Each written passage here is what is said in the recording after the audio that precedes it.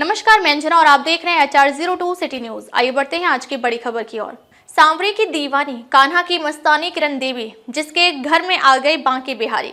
जी बिल्कुल, आज हम आपको दिखाएंगे एक ऐसी सच्ची कहानी कि कैसे एक अटूट विश्वास पर फिदा होकर बांके बिहारी कृष्ण कन्हैया कलयुग में आ गए। यमुनानगर के एक छोटे से गांव भूत माजरा में अपनी दीवानी किरण देवी के घर हम आपको वो तस्वीरें दिखाएंगे कि कैसे बांके बिहारी किरण देवी के घर में प्रकट हुए, जिसका साक्षी पूरा गांव और ये कान्हा की परछाई जो आपको किरण देवी के घर के फर्श पर आपको दिखाई दे रही है। चलिए जानते हैं खुद किरण देवी की जुबानी। किसी ने आके सिर पे हाथ डाल के कहा कि इन पत्थरों में से परमात्मा मिलेगा तेरे को, क्यों अपना समय खराब कर रही है। वो निराकार है, उस निराकार का ध्यान लगा। मैं वो समय नहीं भूल पाई। मैं कहने लगी, प्रभु तो सबको मिल गया। यहाँ चटाई बिछी हुई थी जहाँ मेरे गोविंद प्रकट हुए हैं। मैं उस चटाई पर बैठ गई, मैं खूब रोने लगी। तो सच में पत्थर है, तो पत्थर ये तभी आज तक मुझे मिला नहीं। 20 साल हो गए मुझे कीर्तन जागरण करते हुए, तूने एक बार भी अपना रूप नहीं दिखाया। देखो आज दुनिया मुझे ताने मारने लगी है ना कि ये पत्थर है, तू निराकार है। अरे तू बता देता, मैं तेरे जागरण करती रही, तुझे साकार समझ के रोज भोग लगाती रही। और ऐसा हुआ जी, परिवार वाले भी, इनको ड्यूटी जाना था, ये चले गए, बच्चे भी चले गए, काम वाले भी काम करके चले गई। इतने में इतना घनघोर बादल, पूरा गांव मेरा साक्षी है। इतना अंधकार मेरे गांव में छा गया कि सारी दुनिया मुझे नहीं पता। मेरी चीखें निकलने लगी और उन चीखों में साक्षात मेरा प्रभु जैसे ऐसे खड़ा है, मुरली ऐसे उंगली लिए खड़ा, पीतांबर लटका हुआ है। और उस समय को मैं भूल नहीं पाती और मैं चीखें निकलते निकलते बेहोश हो गई। नमस्कार जी। नमस्कार जी। मैम, आपने हमें बताया जैसे कि आपके यहाँ पर जो कृष्ण जी हैं वो प्रकट हुए, क्या कुछ माजरा है, बताएंगे जरा खुल के। पहले तो मैं आपको बता दूं, मैं गाँव भूत माजरा से हूँ। इस शरीर का नाम तो किरण है, लेकिन आत्मा तो मेरे परमात्मा की है। उसी शाम को मैं भजते भजते आज यहाँ तक पहुँची हूँ। एक बार मैं वृंदावन गई थी। वृंदावन में गई तो मेरे सारे पैसे गुम हो गए, मेरे पास 1 रुपया भी नहीं था। 10-15 लोग थे हम साथ में। मैंने 5 रुपये से उधार लिए। मैं उसको माला चढ़ाने के लिए भी मेरे पास पैसे नहीं थे। 5 रुपये उधार लेके माला लेके मैं बांके बिहारी लाल नहीं गई थी। बांके बिहारी के दर्शन करने के लिए गई। इतनी भीड़ थी, वो माला भी मेरे हाथ से कैसे गिर गई मुझे नहीं पता चला।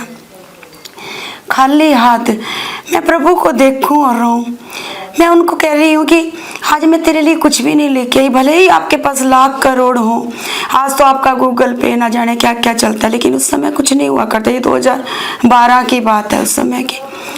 जिस समय मैंने अपने प्रभु को देखा, वो मैं कुछ भी नहीं ले, तो मेरी चीखें निकलने लगी, प्रभु मैं क्या अर्पण करूं आपको।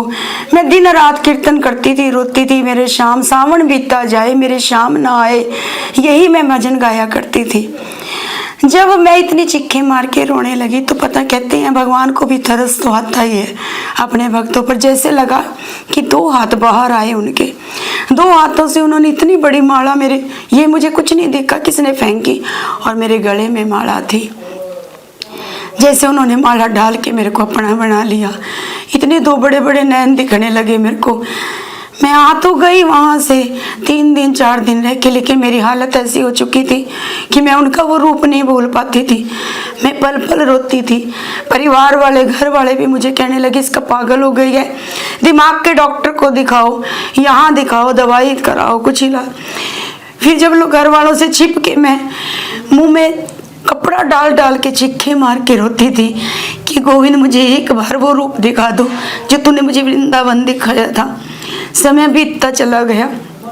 एक दिन मैं भजन कीर्तन कर रही थी, मुझे किसी ने आके सिर पे हाथ डाल के कहा कि इन पत्थरों में से परमात्मा मिलेगा तेरे को, क्यों अपना समय खराब कर रही है। वो निराकार है, उस निराकार का ध्यान लगा। मैं वो समय नहीं भूल पाई। मैं कहने लगी, प्रभु तो सबको मिल गया। यहाँ चटाई बिछी हुई थी जहाँ मेरे गोविंद प्रकट हुए हैं। मैं उस चटाई पर बैठ गई, मैं खूब रोने लगी। तो सच में पत्थर है, तो पत्थर ये तभी आज तक मुझे मिला नहीं।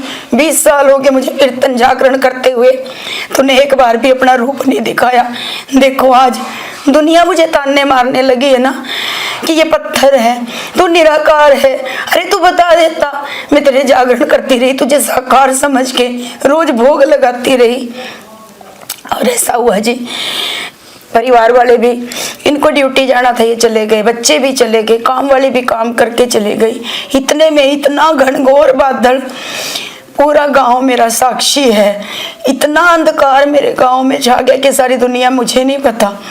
मेरी चीखें निकलने लगी और उन चीखों में साक्षात मेरा प्रभु जैसे ऐसे खड़ा है, मुरली ऐसे उंगली लिए खड़ा, पीताम्बर लटका हुआ है।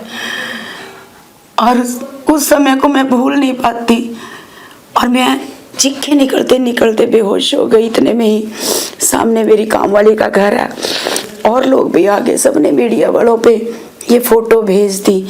जब मुझे होश आया ना, यहाँ पे इतनी दुनिया थी ना, मैं भी पहचान में अपना नाम भी भूल गई, अपना गांव भूल गई। मुझे सब पूछते, ये देख तेरे लिए तेरा कृष्ण आया है, ये देख तेरा श्याम आया है। मैं कभी उन लोगों को देखती, कभी अपने कृष्ण को देखती। ये पत्थर में मैं बार बार इसको पत्थर पत्थर करती गई और इसने पत्थर में ही मुझे वो रूप दिखाया। उस दिन से मेरे जीवन की राह बदल गई। हम तो इस फकीरी में मस्त है प्रभु। किसी से भी पूछ लो, मेरे गांव साक्षी है। गांव गली गली जाके मुझे इसे भजन कीर्तन के सिवा मुझे कोई और काम नहीं। मुझे किसी सरकार और कोई पार्टी से काम नहीं है। मैं सिर्फ इसके नाते सबको मानती हूँ जो मेरे राम का नहीं, मेरे भी किसी काम का नहीं, जो इसकी सेवा में इसके साथ मेरे साथ खड़ा है, बस उसी के लिए मैं अपना सब सहयोग उन्हीं को, हर पल उनको में। मेरा मकसद एक ही है, हर पल हर समय अपने प्रभु के नाम से जोड़ना। गांव गांव गली गली में जाती हूँ, कीर्तन करती हूँ, बस उसके नाम की रटना लगाती हूँ। और मैं आपसे भी यही कहूँगी कि मेरी कहानी, मेरी शाम दीवानी में उसकी बनी। मुझे ये गोपी उसके पेज में रोज सजती हूँ उसके लिए। मुझे लोगों से ताने भी मिलते हैं, ये घाघरे चुनरिया पहन के कहाँ चलती है। मुझे कोई किसी से लेना देना नहीं है, मैं अपने प्रभु के लिए सजती हूँ। मेरी आत्मा जन्मों से भटकी मेरे परमात्मा के लिए प्यासी है। मैं उसका श्रृंगार करती हूँ क्योंकि मुझे अपने आप को उसको अर्पण करना है, उसको समर्पण करना है।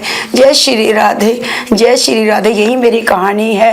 मेरे श्याम, इस तन के पति मेरे श्याम है और मेरी आत्मा का पति भी मेरा श्याम है। जय श्री राधे, जय श्री श्याम। श्री राधे, श्री राधे। इतने में ही सामने मेरी कामवाली का घर है और लोग भी आ गए। सबने मीडिया वालों पे ये फोटो भेज दी। जब मुझे होश आया ना, यहाँ पे इतनी दुनिया थी ना, मैं भी पहचान में अपना नाम भी भूल गई, अपना गांव भूल गई। मुझे सब पूछते, ये देख तेरे लिए तेरा कृष्ण आया है, ये देख तेरा श्याम आया है। मैं कभी उन लोगों को देखती, कभी अपने कृष्ण को देखती। ये पत्थर में मैं बार बार इसको पत्थर पत्थर करती गई और इसने पत्थर में ही मुझे वो रूप दिखाया। उस दिन से मेरे जीवन की राह बदल गई। हम तो इस फकीरी में मस्त है प्रभु। किसी से भी पूछ लो, मेरे गांव साक्षी है। गांव गली गली जाके मुझे इसे भजन कीर्तन के सिवा मुझे कोई और काम नहीं। मुझे किसी सरकार और कोई पार्टी से काम नहीं है। मैं सिर्फ इसके नाते सबको मानती हूँ जो मेरे राम का नहीं, मेरे भी किसी काम का नहीं, जो इसकी सेवा में इसके साथ मेरे साथ खड़ा है, बस उसी के लिए मैं अपना सब सहयोग उन्हीं को, हर पल उनको में। मेरा मकसद एक ही है, हर पल हर समय अपने प्रभु के नाम से जोड़ना। गांव गांव गली गली में जाती हूँ, कीर्तन करती हूँ, बस उसके नाम की रटना लगाती हूँ। और मैं आपसे भी यही कहूँगी कि मेरी कहानी, मेरी शाम दीवानी में उसकी बनी। मुझे ये गोपी उसके पेज में रोज सजती हूँ उसके लिए। मुझे लोगों से ताने भी मिलते हैं, ये घाघरे चुनरिया पहन के कहाँ चलती है।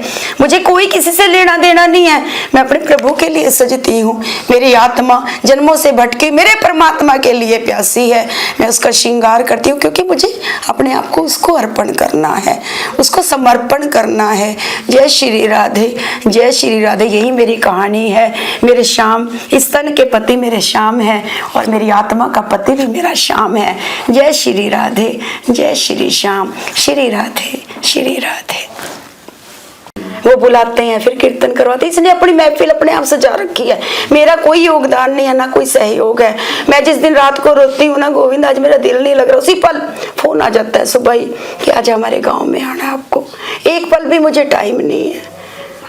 तो लोग जैसे यहाँ पर कभी आते हैं आपके देख के कि यहाँ पर प्रकट हुए हैं कृष्ण जी, हाँ जी, तो दर्शन करने आते हैं, कोई मन्नत मांग के जाते हैं, तो कुछ हाँ उनकी मन्नत पूरी होती है। मन्नत पूरी, हाँ मन्नत पूरी होती है उनकी।